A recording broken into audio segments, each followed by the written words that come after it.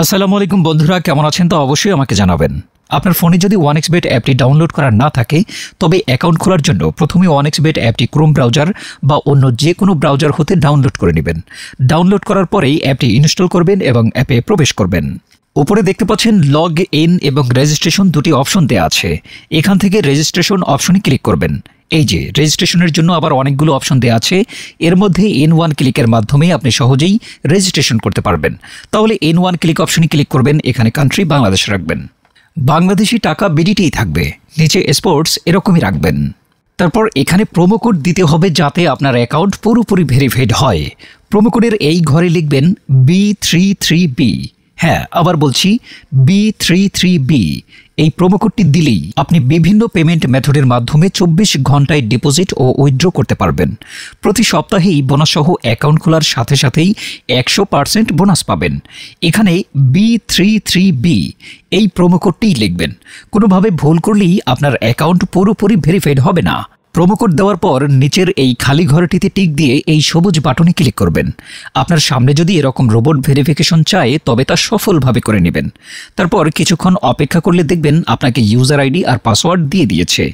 এই user ID আর পাসওয়ার্ডের অবশ্যই স্ক্রিনশট নেবেন অথবা অন্য কোথাও লিখে রাখবেন। এগুলো খুব যত্ন সহকারে সংরক্ষণ করে রাখবেন। তারপরে নেক্সট বাটনে ক্লিক করে লগ ইন অপশনে ক্লিক করে অ্যাকাউন্টে লগ ইন করবেন।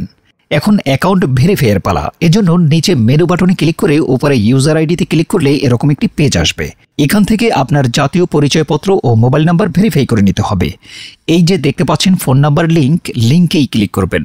তারপর আপনার ফোন নাম্বারটি এখানে বসাবেন, অবশ্য 0 ছাড়া বসাবেন, কারণ এখানে 0 দেয়া আছে। আপনারা যদি আগে 1xBet অ্যাকাউন্টে একই ফোন নাম্বার দিয়ে খুলে থাকেন তাহলে একই নাম্বার দিয়ে অ্যাকাউন্ট খুলতে পারবেন না, তাতে নতুন একটা ফোন নাম্বার লাগবে। ফোন নাম্বার বসানোর পর নেক্সট অপশনে ক্লিক করে সেন্ড কোডে ক্লিক করবেন। দেখবেন আপনার ফোন নাম্বারে একটি কোড আসবে। ওই কোডটি এখানে বসিয়ে নিচে কনফার্ম অপশনে ক্লিক করে দেবেন। এই যে দেখতে পাচ্ছেন আমাদের ফোন নাম্বারটি অ্যাক্টিভ হয়ে গেছে। এখন এন্টার ডিটেলস এখানে একটা ক্লিক করবেন। এখানে আপনার জাতীয় পরিচয়পত্রের তথ্যের সাথে মিল রেখে সব তথ্য পূরণ করবেন। এখানে আপনার নামের প্রথম অংশটি লিখবেন, তারপর এখানে আপনার নামের শেষ অংশটি লিখবেন, তারপর এখানে আপনার জন্ম তারিখটি লিখবেন। প্রথমে সাল, তারপর মাস ও তারিখ লিখবেন। প্লেস অফ বার্থ অর্থাৎ আপনি কোথায় জন্মগ্রহণ করেছেন তা লিখবেন। তারপর রিজিয়নে সিলেক্ট করে এখান থেকে বাংলাদেশ সিলেক্ট করবেন। তারপর সিটিতে ঢাকা, রেসিডেন্স অ্যাড্রেসে আপনার জেলাটি লিখে দেবেন। ডকুমেন্ট টাইপ সিলেক্ট করে এখান থেকে ন্যাশনাল আইডি কার্ড সিলেক্ট করবেন। এখানে সিরিজের ঘরে 1 লিখে দেবেন।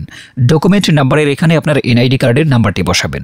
আর আপনার যদি এনআইডি কার্ড না থাকে তাহলে এখানে আপনার মোবাইল নাম্বারটি বসিয়ে দেবেন, কোনো সমস্যা হবে না। তারপর এখানে ডেট অফ ইস্যুর জায়গায় ভোটার আইডি কার্ডের উল্টো পাশে দেখবেন ডেট অফ ইস্যুর ডেট দেওয়া আছে, ওইটা বসিয়ে দেবেন। তারপর এখানে ইস্যুড বাই এর জায়গায় বাংলাদেশ গভর্নমেন্ট লিখে দেবেন। তারপর সব ঠিক থাকলে নিচের এই কনফার্ম বাটনে ক্লিক করে দেবেন। একটু ওয়েট করুন। এই যে দেখতে পাচ্ছেন অ্যাকাউন্ট ভেরিফিকেশন সাকসেসফুল হয়েছে। এখন এখানে ডিপোজিট করবেন কিভাবে তা দেখাচ্ছি। ডিপোজিট করার জন্য এই যে এখানে ডিপোজিট অপশনের উপর একটা ক্লিক করবেন। তারপর আপনার সামনে এরকম একটা পেজ আসবে। এখানে দেখতে পাচ্ছেন বিভিন্ন পেমেন্ট মেথড রয়েছে যার মাধ্যমে আপনি খুব সহজেই ডিপোজিট করতে পারবেন।